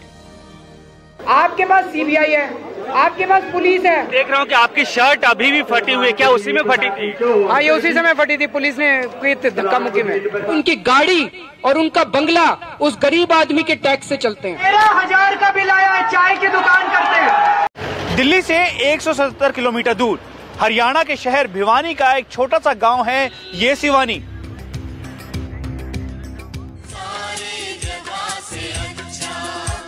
इलेक्ट्रिकल इंजीनियर राम गोविंद केजरीवाल के घर हर साल 15 अगस्त को आजादी का जश्न मनाया जाता था। 1968 में यह जश्न दुगना हो गया। 15 अगस्त के अगले दिन 16 अगस्त 1968 को घर में एक बेटे ने जन्म लिया। मां गीता और पिता गोविंद राम ने नाम रखा अरविंद। जिस उम्र में ज्यादातर बच्चे खेलने कूदने में अपना वक्त बिताते थे, अरविंद किताबों में खोए रहते थे। उन्हें खेलना कूदना पसंद नहीं था। उनकी मां स्कूल में टॉपर रही थी और पिता बहुत पढ़ लिख कर परिवार में सबसे ज्यादा पढ़े लिखे इंजीनियर बने थे। अरविंद भी किसी से पीछे नहीं रहना चाहते थे। अरविंद केजरीवाल की शुरुआती पढ़ाई पहले सोनीपत और फिर गाजियाबाद में हुई। छोटी उम्र में ही मंजिल को हासिल करने का एक जुनून था उनमें। 5वीं क्लास में टॉपर से 1 नंबर कम आने पर स्कूल में दिन भर रोते रहे नन्हे अरविंद। जो उन्होंने एक बार डिसाइड कर लिया वो करना ही था। शुरू से इंटेलिजेंट थे और कभी इनको बोलना भी नहीं पड़ता था कि पढ़ लो। 1978 में अरविंद केजरीवाल का पूरा परिवार गाजियाबाद से भिवानी और फिर हिसार में आकर बस गया। अरविंद केजरीवाल के पिता इसी जिंदल स्टेनलेस स्टील फैक्ट्री में चीफ इंजीनियर के पद पर थे। वो अपना काफी समय इसी फैक्ट्री में लगाते। इसीलिए अरविंद केजरीवाल और उनके सभी भाई बहन की पढ़ाई का जिम्मा उनकी मां के पास था। माता पिता को आज भी याद है, जिस उम्र में बच्चे पढ़ाई से जी चुराते हैं उसी उम्र में उनका मुन्ना बाथरूम में भी पढ़ाई कर लिया करता था। अरविंद केजरीवाल के दादाजी मंगलचंद इलाके के बड़े कारोबारी थे। वो चाहते थे कि अरविंद बड़े होकर डॉक्टर बने, वो अपना क्लिनिक खोले। इसीलिए उन्होंने हिसार में एक बड़ी जमीन भी खरीद ली थी। लेकिन अरविंद तो कुछ और ही चाहते थे। जो भ्रष्टाचार के खिलाफ लड़ रहे हैं उनके ऊपर इस तरह से पुलिस का अत्याचार किया जाता है। देश को अच्छी तरह आज अवेयरनेस हो गई है कि बीजेपी और कांग्रेस मिले हुए हैं। मेरे कुछ सीनियर्स थे क्लास में जो कि आईआईटी के एग्जाम देके आईआईटी गए थे, तो उन्होंने मुझे आईआईटी में जाने के लिए, इंजीनियरिंग लेने के लिए प्रेरित किया। 12वीं की पढ़ाई करने के बाद अरविंद ने आईआईटी की तैयारी की और आईआईटी खड़गपुर के लिए चुन भी लिए गए। आईआईटी में पढ़ते वक्त टाटा कंपनी कैंपस इंटरव्यू के लिए कैंपस में आई, लेकिन अरविंद का सिलेक्शन नहीं हुआ। अरविंद को पूरा भरोसा था कि कहीं गलती नहीं हुई। अरविंद ने जब दोबारा इंटरव्यू के लिए कहा तो इनकार कर दिया गया। नाराज अरविंद ने उस वक्त टाटा स्टील के चेयरमैन को फोन मिलाया, लेकिन उन्हें चेयरमैन से बात नहीं करने दिया गया। आखिर अरविंद की जिद और उनके आत्मविश्वास को देखकर दोबारा इंटरव्यू हुआ और उन्हें अपॉइंटमेंट लेटर मिल गया। 21 साल की उम्र में जमशेदपुर के टाटा स्टील प्लांट में उन्हें असिस्टेंट मैनेजर की नौकरी मिली।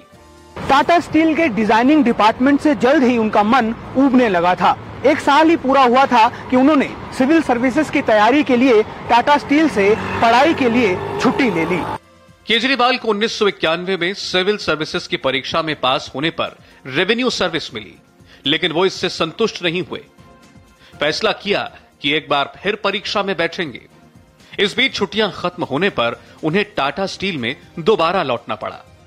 स्टील कंपनी के प्रोजेक्ट डिजाइन बनाने से ज्यादा उनका दिमाग लोगों की मदद करने में लगता था। एक दिन उन्होंने अपने कंपनी के अधिकारियों के सामने सोशल रिस्पॉन्सिबिलिटी विंग में अपनी नियुक्ति की बात कही। अधिकारियों की तरफ से जवाब आया कि वो इंजीनियर हैं, कोई समाज सेवी नहीं, इसलिए अगर वो काम नहीं कर सकते हैं तो नौकरी छोड़ दें। बस इतने में अरविंद ने नौकरी छोड़ने का फैसला कर लिया। अरविंद के दिलो दिमाग में जिंदगी के मकसद को लेकर एक जंग छिड़ी थी। दिमाग का एक हिस्सा कहता था जरूरतमंदों की सेवा करो, दिमाग का दूसरा हिस्सा उन्हें सलाह देता था रोजी रोटी की सोचो। इसी कश्मकश में अरविंद ने एक दिन यह तय कर लिया कि वो कोलकाता जाकर गरीबों के लिए कुछ करेंगे। ये वो वक्त था जब अरविंद के साथ आईआईटी में पढ़े उनके साथी अच्छी अच्छी नौकरियां कर रहे थे। तब उनके समाज सेवा के फैसले ने सबको हैरान कर दिया। मैं तो यूएस चला गया था बीटेक के बाद। वो यहाँ पे उसने टाटा स्टील ज्वाइन किया। फिर मुझे बाद में पता चला कि उसने मदर टेरेसा के यहाँ जाके कुछ महीने बिताए थे, तो मुझे वो भी खुद काफी सरप्राइजिंग लगा था उस समय। कोलकाता स्टेशन आने के बाद केजरीवाल सीधे मदर टेरेसा के पास पहुंचे।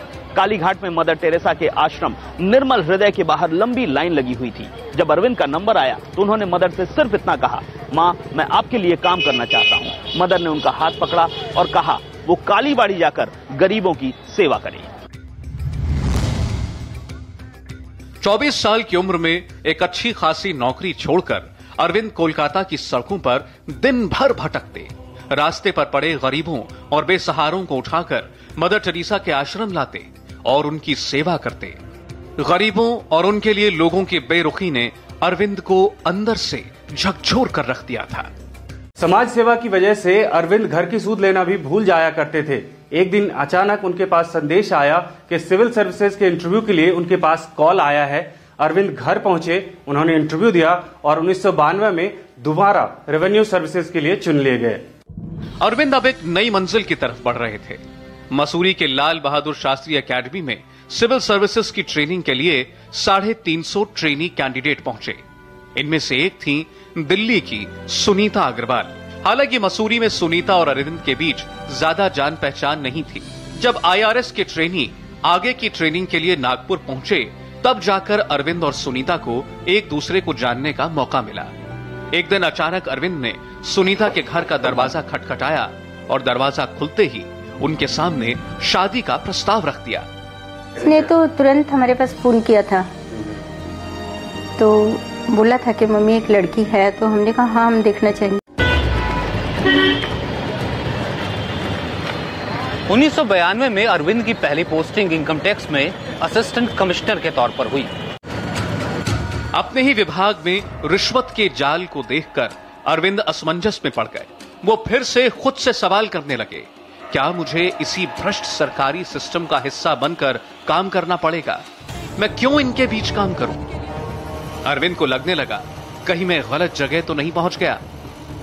वो एक बार फिर से नौकरी छोड़ने के बारे में सोचने लगे, लेकिन घर वालों और दोस्तों ने अरविंद को जल्दबाजी में फैसला न लेने की सलाह दी। अब केजरीवाल के पास एक ही रास्ता बचा था। जिस डिपार्टमेंट में वो तैनात थे, उसी में भ्रष्टाचार के खिलाफ लड़ाई। वो साल था 2000 का। एक रात अरविंद केजरीवाल ने अपने भाई और रिश्तेदारों से 50,000 रुपए उधार में लिए। इन उधार के पैसों से अरविंद ने परिवर्तन नाम की संस्था खोली। इस संस्था का मकसद था उन लोगों की मदद करना जिन्हें इनकम टैक्स के ऑफिस में छोटे छोटे काम के लिए घूस देने पड़ते थे। करीब 10-12 साल पहले अरविंद और इनके कुछ साथियों ने मिलकर एक संस्था शुरू की थी, परिवर्तन। और परिवर्तन में मकसद इनका यही था कि रिश्वतखोरी के खिलाफ अभियान चलाना है। अपनी पहली संस्था परिवर्तन को चलाने के लिए अरविंद को जब पैसों की जरूरत पड़ी, तो अरविंद और उनकी पत्नी सुनीता ने एक बेहद अनोखा तरीका निकाला।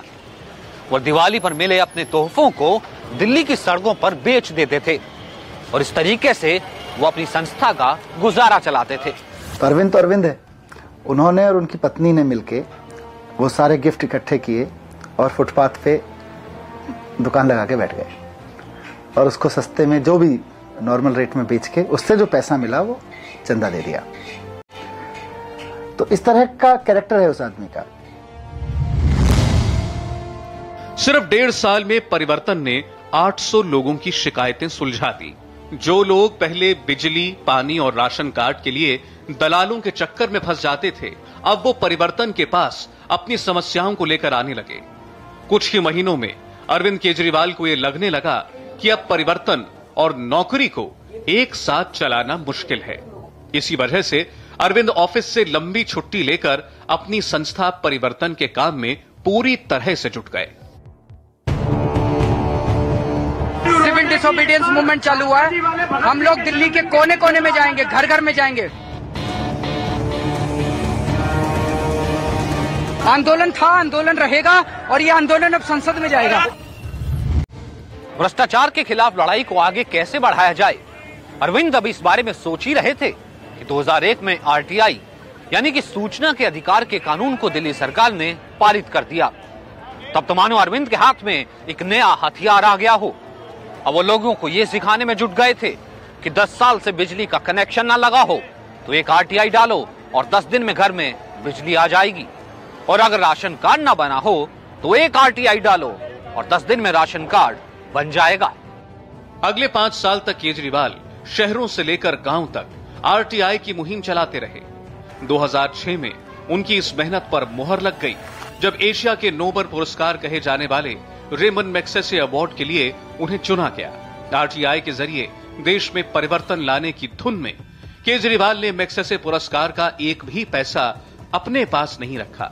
अवार्ड से मिले 45 लाख रुपए से पब्लिक कॉज रिसर्च फाउंडेशन नाम की एक दूसरी संस्था खड़ी कर दी। अपनी सरकारी नौकरी भी छोड़ दी।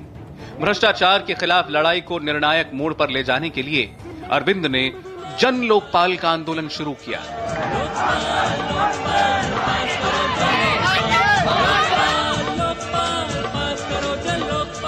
इस लड़ाई में अरविंद को साथ मिला अन्ना हजारे का।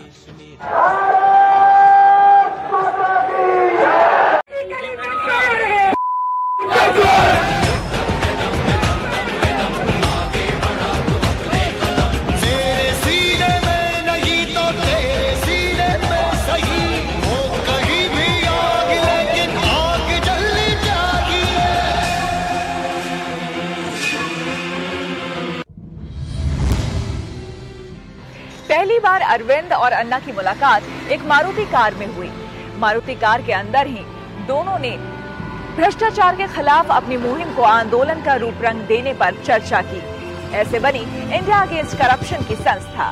विज्ञान भवन के सामने मेरी इसी गाड़ी में, जिसको भी हम लेके घूमते हैं, इसी गाड़ी में मैं और अरविंद और अन्ना जी विज्ञान भवन के सामने जो सड़क है उस पर आधा घंटा करीब बैठ के हमने चर्चा की कि राइट टू इन्फॉर्मेशन में फाइल नोटिंग की इम्पोर्टेंस क्या है और कैसे एक आम झुग्गी वाला, एक आम राशन कार्ड धारक, एक आम आदमी, उसके हाथ से राइट टू इन्फॉर्मेशन छिन जाएगा अगर उससे फाइल नोटिंग निकाल दी गई। तो अन्ना जी को ये बात बहुत अच्छी लगी। उनको गुस्सा आया सरकार के इस एटीट्यूड पर। उन्होंने कहा कि अगर सरकार, मैं लड़ूंगा इसके लिए, देश के भलाई के लिए, समाज के भलाई के लिए मृत्यु आ गया तो मैं मेरा सौभाग्य समझूंगा।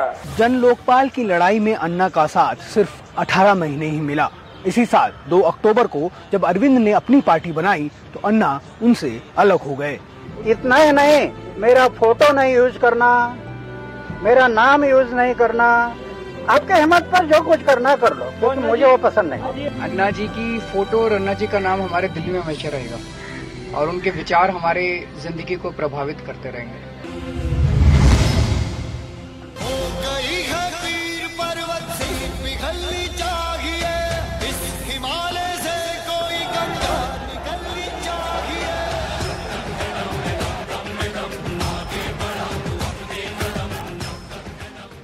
गाजियाबाद के कौशाम्बी में आईआरएस अधिकारियों के लिए बनी सोसाइटी गिरनार के 3 बेडरूम फ्लैट में अरविंद केजरीवाल रहते हैं। देश के कई युवाओं के लिए अब ये अहम पता है। देश के बड़े से बड़े भ्रष्ट नेता से लड़ने का हौसला रखने वाले अरविंद एक साधारण से घर में एक मिडिल क्लास परिवार की तरह रहते हैं। घर में न ज्यादा सजावट है, न महंगे टीवी फ्रिज। सुबह के 6 बजे हैं। अरविंद अपने दिन की शुरुआत उन एसएमएस से करते हैं जो उन्हें रात भर में मिले। कुछ का वो जवाब देते हैं, कुछ से सुबह सुबह ही बात हो जाती है।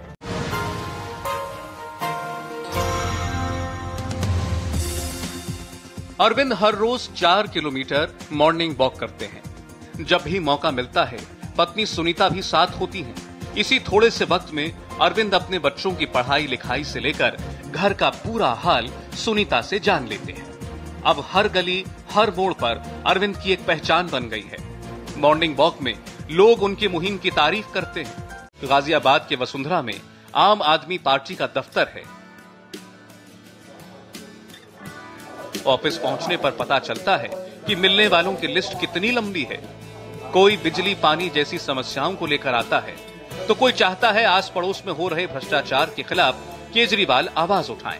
आपके जितने लोग हैं अभी वहाँ पे शादरी में, उन सब लोगों को आप हमारी शादरा की टीम से जोड़ो। आपके प्रोग्राम कोई बड़ा बना रहा हूँ, आपके प्रोग्राम कोई छोटा थोड़ी बना रहा हूँ, मैं बड़ा बना रहा हूँ। आम आदमी पार्टी में शामिल होने वालों की भी कमी नहीं है। आप रहते कहाँ? मयूर विहार वहीं रहते हो तो आप मयूर विहार की टीम के साथ जुड़ो, और अब ये बहुत बड़ा रेफरेंडम चल रहा है उसमें जुड़ो। लोगों से मिलते मिलते दोपहर के 2 बज चुके हैं, लेकिन ऑफिस के छोटे से रिसेप्शन पर भीड़ कम नहीं हुई है। वक्त कम है और काम ज्यादा, इसलिए लंच के वक्त भी अरविंद लोगों की शिकायतें सुनते हैं और उन्हें अपने स्तर पर निपटाने की कोशिश करते हैं। रात को अरविंद कब घर लौटेंगे इसका पता नहीं होता, लेकिन कोशिश होती है कि पूरा परिवार डिनर पर एक साथ हो।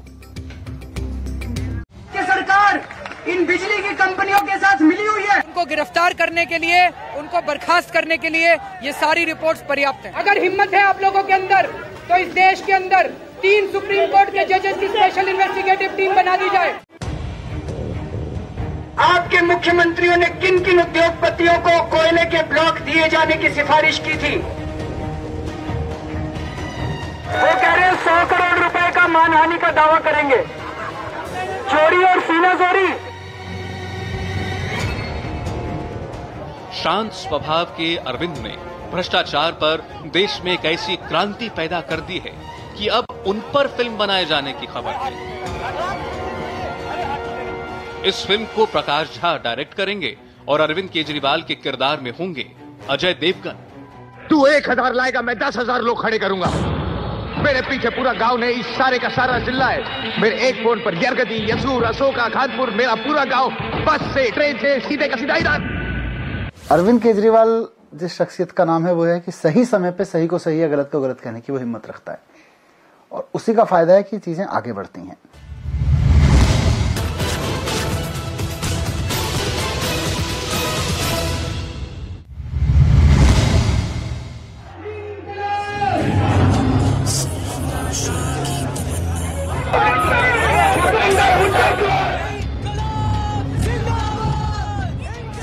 इस आंदोलनकारी की कहानी फिल्म की स्क्रिप्ट जैसी रोमांचित करने वाली भली हो, लेकिन हकीकत एक कड़वा सच है। पिछले 2 साल से अरविंद बगैर छुट्टी लिए काम कर रहे हैं। अब वो संडे को भी घर पर नहीं रह पाते।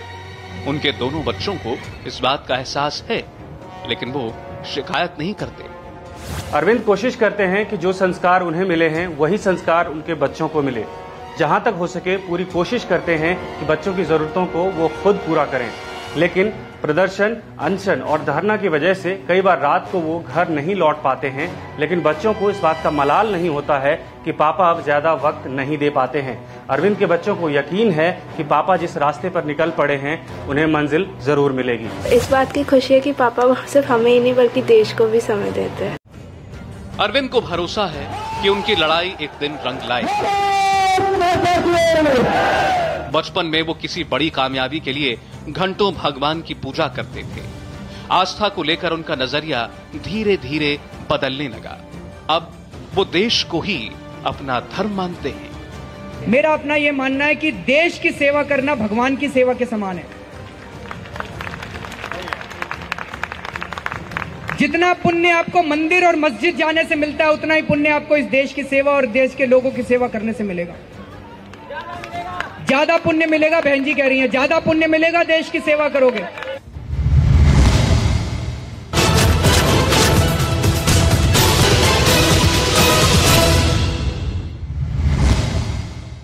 इंटरनेट पर एक सर्वे के मुताबिक ऑनलाइन जगत में 2012 में पूरे साल खबरों में रहने वाली शख्सियतों में सबसे ऊपर नाम है अरविंद केजरीवाल का। पार्टी बनाकर अरविंद आंदोलनकारी से नेता बन गए। भारत माता के। अब वो 2014 के चुनाव में देश की बड़ी बड़ी पार्टियों को टक्कर देने के लिए 400 जिलों में अपने पदाधिकारियों की नियुक्ति में लगे हैं। जिला स्तर पर कमेटी बनाई जा रही है। दिल्ली के हर घर तक पहुंचने का लक्ष्य है। सियासी दलदल में उतरकर अपनी भ्रष्टाचार की लड़ाई को अरविंद कितना आगे ले जा पाते हैं, ये उनकी सबसे बड़ी अग्नि परीक्षा है। इन भ्रष्टाचारियों को वोट नहीं देना। अब आपकी पार्टी खुल गई है, आपकी पार्टी तैयार हो गई है। सिर्फ हंगामा खड़ा करना मेरा मकसद नहीं, मेरी कोशिश है कि ये सूरत बदलनी चाहिए।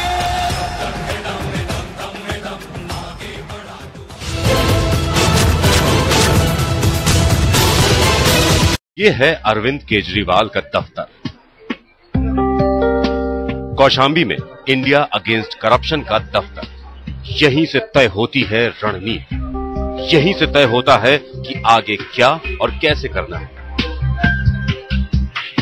केजरीवाल की टोपी पर भले ही लिखा हो कि मैं आम आदमी हूं, लेकिन इस आम आदमी का दफ्तर बड़ा खास है। अरविंद केजरीवाल का दफ्तर हाईटेक है। मीडिया रूम है जहां खबरों की सुर्खियां बाकायदा नोट होती हैं।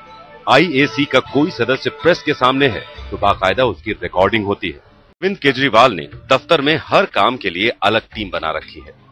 अब जरा उनकी टीम और उनके कामकाज के तरीके भी जान लीजिए। भ्रष्टाचार और घोटाले के दस्तावेजों की पड़ताल और चयन के लिए रिसर्च एंड एनालिसिस विंग बनाई गई है। रिसर्च टीम को कोई भी मुद्दा सौंपे जाने से पहले उसे प्रशांत भूषण, मनीष सिसोदिया और गोपाल राय सुनते या पढ़ते हैं। जिन आरोपों में जनता का व्यापक हित नजर आता है और पुख्ता सबूत मिलते हैं, उन्हें रिसर्च टीम को सौंपा जाता है। टीम केजरीवाल में 6 पेशेवर स्वयंसेवी हैं जो इन दिनों दर्जन भर मुद्दों पर काम कर रहे हैं। केजरीवाल की इस रिसर्च टीम में हैं एक चार्टर्ड अकाउंटेंट, एक IIM का गेस्ट लेक्चरर, एक IITN, एक एडवोकेट, एक पत्रकार और एक मैनेजमेंट ग्रेजुएट। ये टीम एनालिसिस रिपोर्ट तैयार करती है जो अरविंद और उनकी कोर टीम के सामने रखी जाती है। कोर टीम ये तय करती है कि किस मामले का कैसे खुलासा करना है।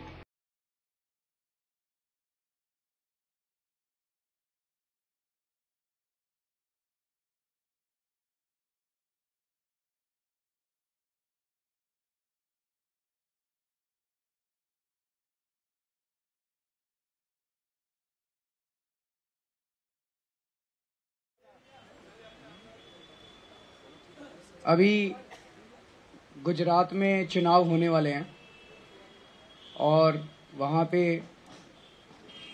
एक तरफ मोदी है, दूसरी तरफ कांग्रेस है।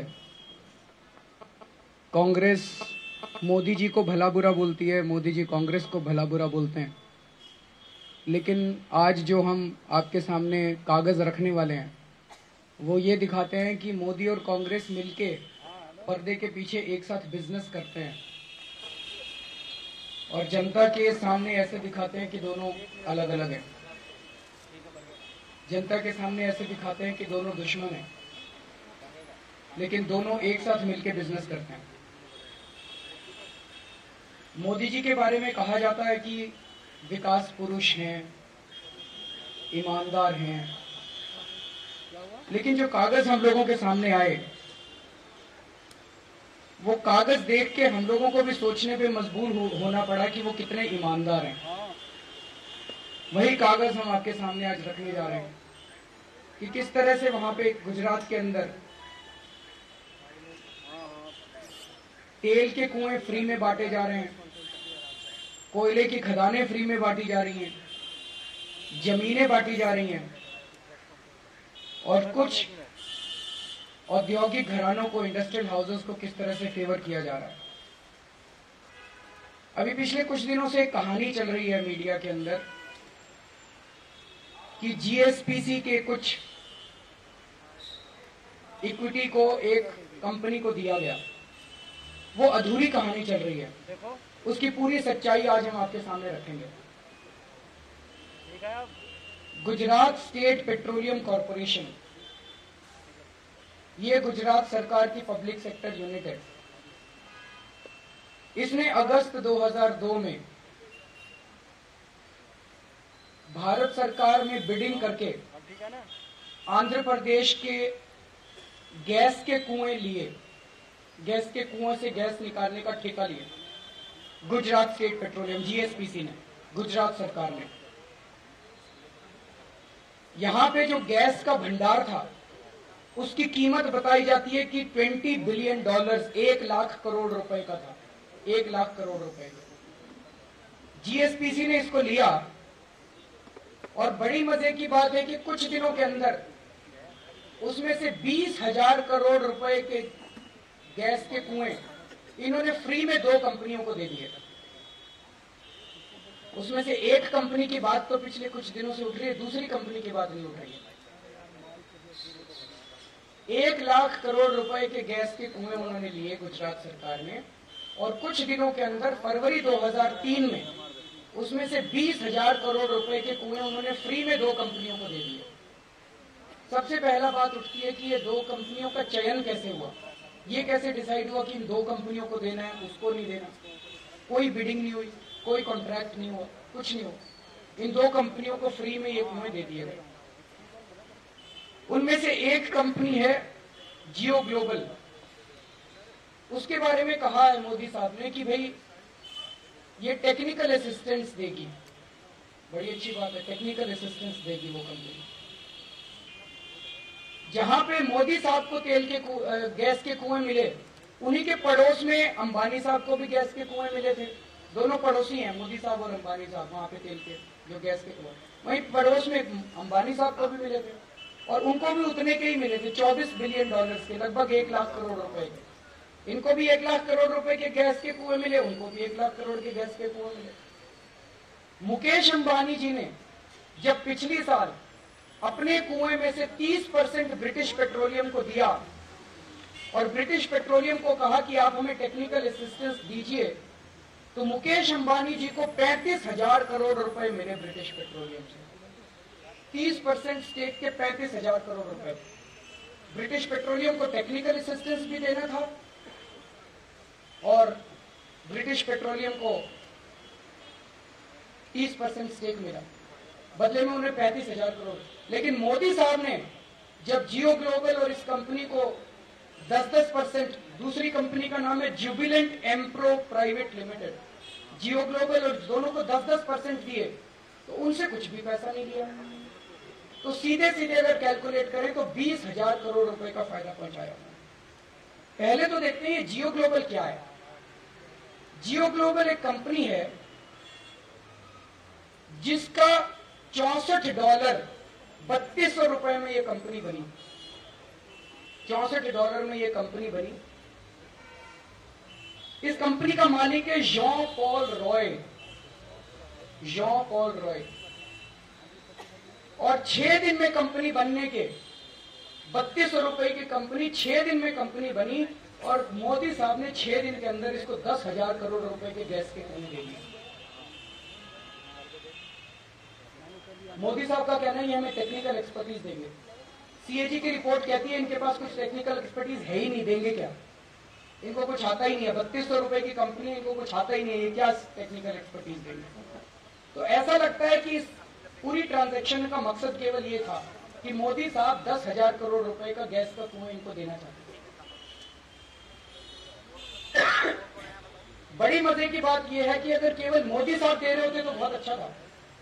ये जॉन पॉल रॉय कोई बड़ा महान इंसान है, उसको केवल मोदी साहब उन पे मेहरबान नहीं हो रहे, कांग्रेस भी मेहरबान हो रही है। सबसे पहले मोदी साहब ने इनको गैस के कुएं दिए, फ्री में दिए। उसके बाद यूपीए सरकार ने भी इनको खूब गैस के कुएं दिए। ऑयल इंडिया लिमिटेड ने केजी बेसिन में मार्च 2007 में इनको 10% गैस के कुएं दे दिए। फरवरी 2004 में, अप्रैल 2005 में, सितंबर 2005 में मोदी साहब ने फिर से अपने गैस के कुएं और दूसरे बेसिन में जितने थे वो भी उठा के उनको दे दिए। मार्च 2007 में बीकानेर में जो हमारे गैस के कुएं थे वो केंद्र सरकार ने उठा के दे दी। तो एक बड़ी मजे की बात है, कनाडा से एक आदमी चला, उसका नाम था जॉन पॉल रॉय। उसकी जेब में 3200 रुपए थे। वो भारत पहुंचा। भारत पहुंच के पहले वो गुजरात गया। गुजरात में मोदी साहब से मिला। मोदी साहब उससे इतना इंप्रेस हुए कि उसे उठा के 10,000 करोड़ रुपए के कुएं दे दिए। फिर वो वहां से दिल्ली आया। 3-4 साल में दिल्ली में भारत सरकार बदल गई, कांग्रेस सरकार आई। फिर वो कांग्रेस वालों से मिला। कांग्रेस वाले तो खूब मेहरबान हो गए उसके ऊपर। उठा के जहां उनको दिखा वहीं उठा के, कहीं 10% इक्विटी, कहीं 25% इक्विटी, कहीं उठा के उन्होंने गैस के कुएं दे दिए जैसे कि अपने बपौती है। ये आखिर जॉन पॉल रॉय है कौन? ये बहुत बड़ी मिस्ट्री है जिसके ऊपर कांग्रेस भी मेहरबान है, मोदी साहब भी मेहरबान है, दोनों मिलके मेहरबान है। मोदी और कांग्रेस दोनों मिलके मेहरबान है। ये है कौन? ये बहुत बड़ी गुत्थी है। उसको केजी बेसिन में मिले हुए हैं। उसकी वेबसाइट पे आप जाइए, KG basin, Cambay basin, Deccan syneclise basin, Bikaner Nagaur basin, सब लोग उसको गैस के कुएं फ्री में देते जा रहे हैं। सीएजी ने जब मोदी साहब को ऑडिट करना चालू किया तो मोदी साहब थोड़ा घबरा गए। उन्होंने 18 अगस्त 2010 को केंद्र सरकार को चिट्ठी लिखी, भाई ये जियो ग्लोबल के साथ जो कॉन्ट्रैक्ट हुआ है इसको कैंसिल करना चाहते हैं। तो मोदी साहब ने अपनी गलती मानी कि मैंने गड़बड़ की थी। 2003 में गैस के कुएं दिए। 2010 में मोदी साहब केंद्र सरकार को लिख रहे हैं कि मैं इस गैस इनको जियो ग्लोबल के साथ कॉन्ट्रैक्ट कैंसिल करना चाहता हूं, मुझे इजाजत दी जाए। शक पैदा होता है इजाजत लेनी थी या चिट्ठी लिखी थी केवल। मोदी और कांग्रेस तो मिले हुए थे, इन्होंने चिट्ठी लिख दी। केंद्र सरकार के पास 3 साल हो गए चिट्ठी पड़े हुए और 20 चिट्ठी लिखी। उसके बाद मोदी साहब ने एक भी चिट्ठी पे केंद्र सरकार ने जवाब नहीं दिया कि हाँ हम इसके गैस के कुएं कैंसिल कर रहे हैं। क्यों? उन्होंने भी दे रखे थे, कांग्रेस वालों ने, मोदी साहब ने भी दे रखे थे। और आज मैंने सुना है संसद के अंदर कांग्रेस ने हंगामा किया है। किस मुंह से हंगामा कर रहे हैं वो भी तो बताएं कि जॉन पॉल रॉय के ऊपर केवल मोदी मेहरबान नहीं है, कांग्रेस भी दोनों मिलकर गैस के कुएं लुटा रहे हैं। किस मुंह से कांग्रेस संसद के अंदर हंगामा कर रही है? ये जुबिलेंट एम्प्रो प्राइवेट लिमिटेड क्या है? इसके ऊपर मोदी साहब क्यों मेहरबान हुए? जुबिलेंट एम्प्रो प्राइवेट लिमिटेड, शोभना भाटिया जी, जिसको कांग्रेस ने सांसद बनाया था, नॉमिनेट किया था, कहते हैं गांधी परिवार के बहुत क्लोज है। उनके पतिदेव की ये कंपनी है। तो कांग्रेस के इतने नजदीकी व्यक्ति को मोदी साहब ने क्यों 10,000 करोड़ का फायदा पहुंचाया? एक प्रश्न उठता है। जनता को तो लगता है कि मोदी और कांग्रेस में कुछ घमासान है। जनता को लगता है कि कांग्रेस मोदी के खिलाफ है। जनता को लगता है मोदी साहब कांग्रेस के खिलाफ है, लेकिन अंदर बैठ के दोनों बिजनेस कर रहे हैं। कांग्रेस के इतने नजदीकी माने जाने वाली शोभना भाटिया जी के हस्बैंड, उनकी कंपनी है जुबिलेंट एम्प्रो प्राइवेट लिमिटेड। उस कंपनी को मोदी जी ने 10,000 करोड़ रुपए का फायदा फ्री में क्यों 10,000 करोड़ रुपए के गैस के कुएं दिए? एक प्रश्न उठता है। और दूसरा प्रश्न ये उठता है कि फरवरी 2003 में जो घोटाला हुआ था, जो मोदी साहब ने 20,000 करोड़ रुपए का नुकसान गुजरात की जनता को पहुंचाया था, आज 9 साल से कांग्रेस उस पर चुप क्यों है?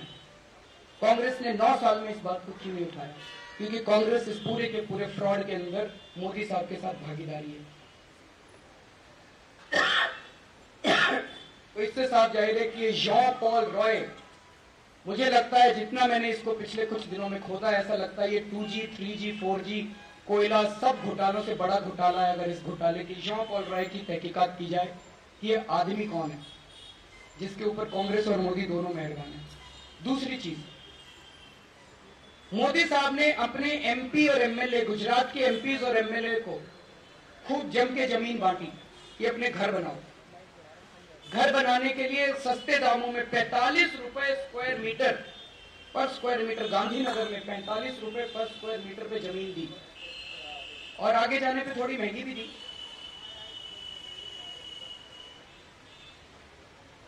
जमीन इसलिए दी थी कि आप इस पे घर बनाएंगे, पर घर बनाने की ना तो मंशा थी, जैसे ही जमीन मिली बेच दी, खूब पैसा मिल रहा था। तो कांग्रेस वालों ने इस पे क्यों नहीं मुद्दा उठाया? कांग्रेस तो ऑपोजिशन में है, क्योंकि कांग्रेस वालों को भी दे दी जमीन, सबका मुंह चुप करा दिया। मोदी साहब बड़े स्मार्ट आदमी हैं, उन्होंने कांग्रेस वालों को भी जमीन दे दी, बीजेपी वालों को भी जमीन दे दी, ऑपोजिशन का मुंह भी चुप करा दिया उन्होंने, सबको जमीन दे दी। तो मामला हाईकोर्ट में गया, गुजरात हाईकोर्ट में। गुजरात हाईकोर्ट ने स्टे लगा दिया। गुजरात हाईकोर्ट ने कहा ये ठीक नहीं है, आपने अगर जमीन घर बनाने के लिए दी है तो बेच नहीं सकते इस जमीन को, घर बनाओ सब लोग। तो मोदी साहब और एक स्टेप आगे गए, उन्होंने गुजरात हाईकोर्ट के जजेस को भी जमीन दे दी। गुजरात हाईकोर्ट के जजेस को भी जमीन दे दी 2008 में, खूब सस्ते में। और जब से गुजरात हाईकोर्ट के जजेस को जमीन दी है, गुजरात हाईकोर्ट के अंदर इस मामले की लिस्टिंग ही नहीं हो रही है, इसकी हेयरिंग ही नहीं लग रही है तब से। तो गुजरात के अंदर मोदी ही मोदी है, ना कोई ऑपोजिशन है। और जुडिशरी को कैसे चुप कराना, ये मोदी साहब को बड़ा बखूबी आता है। ये जितना मैं कुछ बोल रहा हूँ, ये मीडिया वाले कहते हैं कि आपके पास सबूत नहीं है, बिना सबूतों के आके बैठ जाते हैं। सारे सबूत आज हमारी वेबसाइट पे, बहुत सारे पन्ने थे, इसलिए आज हम आपको कॉपीज नहीं दे पाए। सारे हमारी वेबसाइट पे, वहां से डाउनलोड कर लीजिएगा। जो रेजोल्यूशन पास हुआ 2008 में और उसके बाद जो 2009 में जिस रेजोल्यूशन के तहत जमीनें दी गई, वो सारी वेबसाइट के ऊपर। मुकेश अंबानी कहते हैं कि कांग्रेस तो हमारी दुकान है। हमें लगता है उसी तरह से मोदी सरकार अडानी की दुकान है। 2007 में गुजरात को बिजली की जरूरत थी,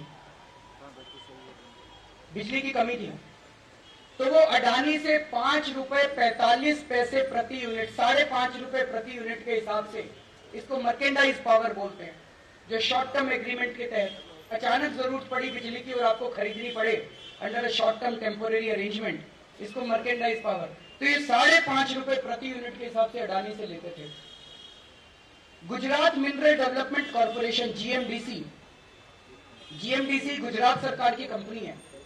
जीएमडीसी वालों ने मोदी साहब को चिट्ठी लिखी। जीएमडीसी वालों ने कहा सर हम आपको 2.25 रुपए यूनिट में बिजली दे देंगे, हमसे ले लो। पर मोदी साहब कैसे ले लेते? मोदी साहब का तो अडानी से प्रेम था। उन्होंने दिसंबर 2006 में जीएमडीसी ने कहा कि हम आपको 2.25 रुपए में, 2 रुपए 25 पैसे में बिजली दे देंगे। लेकिन उनकी बात को अस्वीकार करते हुए मोदी साहब ने फरवरी 2007 में अडानी के साथ 2 एग्रीमेंट साइन किए। एक में कि 2 रुपए 35 पैसे प्रति यूनिट और 2 रुपए 90 पैसे प्रति यूनिट, 2 रुपए 35 पैसे और 2 रुपए 90 पैसे। उनका अपना डिपार्टमेंट कह रहा है हम 2 रुपए 25 पैसे में बिजली देने को तैयार है। 2 महीने पहले कह रहा है, मोदी साहब उसकी नहीं मान रहे। 2 महीने बाद अडानी से वो दो एग्रीमेंट साइन करते हैं, 2 रुपए 35 पैसे और 2 रुपए 90 पैसे के साथ। और अडानी की तो नियत ही खराब थी। जैसे ही एग्रीमेंट साइन किया, उन्होंने गुजरात सरकार को ब्लैकमेल करना चालू किया। उन्होंने कहा हम बिजली नहीं देंगे जी, आप हमें कोयला दिलवाओ पहले अपने सरकार से। तो जीएमडीसी वालों, गुजरात मिनरल डेवलपमेंट कॉर्पोरेशन के पास कोयला था। उन्होंने कहा ठीक है हम कोयला दे देंगे, लेकिन आप बिजली के रेट कम करो, 2.25 रुपए करो। अडानी कहता नहीं हम बिजली के रेट कम नहीं करेंगे। अडानी दौड़ा दौड़ा मोदी साहब के पास चला गया। मोदी साहब को बहुत दया आई। उन्होंने क्या किया, जीएमडीसी के चेयरमैन को ही ट्रांसफर कर दिया। जोश साहब थे चेयरमैन, उनको ट्रांसफर कर दिया, उनको हटा दिया वहां से। और मोदी साहब ने फिर फाइल के ऊपर खुद नोट लिखा। उस नोट की कॉपी सर्कुलेट कर रहे हैं। उस नोट में यह लिखा कि भाई जीएमडीसी ने अडानी को आश्वासन दिया था कि हम आपको कोयला देंगे। उसी आश्वासन के बेसिस पे अडानी ने कॉन्ट्रैक्ट भरा था कि हम बिजली 2 रुपए 35 पैसे पे दे सकते हैं। तो जीएमडीसी को वो आश्वासन पूरा करना चाहिए। जोश साहब ने कई बार कहा जी आश्वासन तो दिया ही नहीं था हम लोगों ने। कब दिया था? अडानी बोला नहीं दिया था। अब समझ नहीं आया, जीएमडीसी के चपरासी ने आश्वासन दिया था कि सेक्रेटरी ने आश्वासन दिया था कि अंडर सेक्रेटरी, किसने आश्वासन दिया था अडानी को? अगर मोदी साहब के पास अडानी गया दौड़ा दौड़ा तो मोदी साहब को पूछना चाहिए था उनसे कि भाई किसने आश्वासन दिया, चिट्ठी दिखाओ। चिट्ठी कोई है ही, कहते जी वर्बल एश्योरेंस दिया था। किसने वर्बल एश्योरेंस दिया था? मोदी साहब ने फिर अपनी फाइल नोटिंग में लिखा, उनके दस्तखत है मोदी साहब के, कि ऐसा लगता है कि जीएमडीसी ने अडानी को आश्वासन दिया था, इसीलिए जो गुजरात सरकार के नैनी कोल ब्लॉक्स हैं, उन नैनी कोल ब्लॉक्स का 50% कोयला इनको दे दिया जाए फ्री में। बहुत अच्छा, कोयला बांट दिया, गैस के रिजर्व बांट दिए। अडानी को 50% कोयला मिल गया। कोयला मिलने के बाद अडानी ने जो एग्रीमेंट था गुजरात सरकार के पास बिजली का, वो एग्रीमेंट कैंसिल कर दिया। कोयला ले लिया, बिजली देने का एग्रीमेंट किया था कि 2 रुपए 35 पैसे पे बिजली देंगे, कोयले के ब्लॉक्स लेने के बाद कहा बिजली नहीं देंगे, अब कैंसिल कर दिया, एग्रीमेंट कैंसिल कर दिया। और गुजरात सरकार के साथ जब एग्रीमेंट कैंसिल किया तो मोदी को क्या कहना चाहिए था? मोदी साहब तो गुजरात की जनता के गुजरात की जनता का फायदा कराना उनका फर्ज है। मोदी साहब को उनको एक्शन लेना चाहिए था उनके खिलाफ। मोदी साहब ने एक्शन लेने की बजाय उनसे फिर 5.5 रुपए प्रति यूनिट बिजली लेनी चालू कर दी। 2 रुपए 35 पैसे पे बिजली देनी थी, वो एग्रीमेंट कैंसिल कर दिया। कोयले के ब्लॉक्स दे दिए, कोयले के ब्लॉक्स लूट के ले गए अडानी वाले, और उसके बाद उन्हीं से 5.5 रुपए फिर बिजली लेनी चालू कर दी। और पिछले साल गुजरात की विधानसभा में यह प्रश्न उठा था और सरकार ने माना कि आज तक गुजरात सरकार अडानी से 5.5 रुपए प्रति यूनिट के साथ बिजली ले।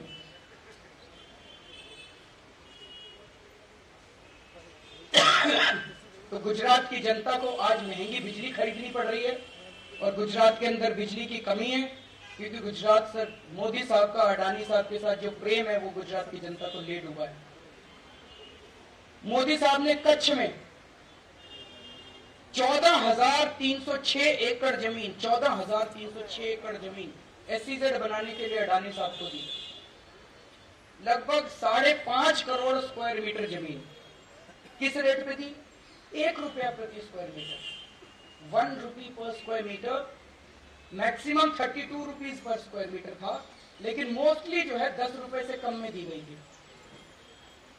मार्केट रेट क्या था वहां पे? इंडस्ट्रियल यूज का मार्केट रेट था 300 रुपए पर स्क्वायर मीटर। कॉमर्शियल जमीन का वहां पे मार्केट रेट था 1,500 रुपए पर स्क्वायर मीटर। 1,500 रुपए पर स्क्वायर मीटर की जमीन 1 रुपया पर स्क्वायर मीटर के हिसाब से मोदी साहब ने उनको दे दी। हमने बहुत ही कंजर्वेटिव बेसिस पे एस्टिमेट निकाला है, 1600 करोड़ रुपए का फायदा पहुंचाया अडानी साहब मोदी साहब ने। और जब इंडियन एयरफोर्स ने जमीन मांगी मोदी साहब से, तो मोदी साहब कहते हैं भाई हमारी पॉलिसी है कि मार्केट रेट का 8 गुना लेते हैं हम लोग। तो 8800 रुपए पर स्क्वायर मीटर के हिसाब से उन्होंने इंडियन एयरफोर्स को, अडानी को 1 रुपया स्क्वायर मीटर और इंडियन एयरफोर्स को 8800 रुपए स्क्वायर मीटर। प्रधानमंत्री को पर्सनली चिट्ठी लिखनी पड़ी मोदी साहब को, तब जाके उन्होंने इंडियन एयरफोर्स के रेट घटाए। तो ये सारे कागज देखने के बाद यही लगता है कि जो एक छवि है कि मोदी साहब बहुत ईमानदार है, विकास पुरुष हैं, ये कागज देख के तो एक शक पैदा होता है कि कुछ ना कुछ तो गड़बड़ है, कोई बहुत ज्यादा गड़बड़ हो रही है गुजरात के अंदर। और ये दिखाई देता है कि मोदी साहब और कांग्रेस में कोई फर्क नहीं है। फर्क तो छोड़िए, दोनों बिजनेस पार्टनर्स हैं। हर बिजनेस के अंदर दोनों, जमीनें मिलती है तो सारों के MLA को मिलती है, गैस के कुएं देते हैं तो कांग्रेस वालों को गैस के कुएं मिलते हैं। जॉन पॉल रॉय कांग्रेस और मोदी दोनों के साथ मिलकर बिजनेस करते हैं। और 9-10 साल से जो कांग्रेस के अंदर लूट चल रही है उसके ऊपर कांग्रेस चुप रहती है। और अब हम लोगों को बेवकूफ बना रहे हैं कि कांग्रेस गुजरात के अंदर चुनाव होने वाले हैं। चुनाव तो धोखा है, बकवास है। जो भी जीत जाए it will be business as usual. तो अंत में हम एक बात तो मांग करना चाहते हैं, ये कांग्रेस और बीजेपी वाले बहुत सारे ऐड दे रहे हैं, चैनल्स पे चल रहे हैं, हर 5 मिनट पे एक ऐड आता है, हर 5 मिनट पे एक ऐड आता है। बताएं तो सही कि कितना खर्चा हो रहा है इन एड्स के ऊपर, किस चैनल को कांग्रेस वालों ने कितना पैसा दिया, किस चैनल को बीजेपी वालों ने कितना पैसा दिया।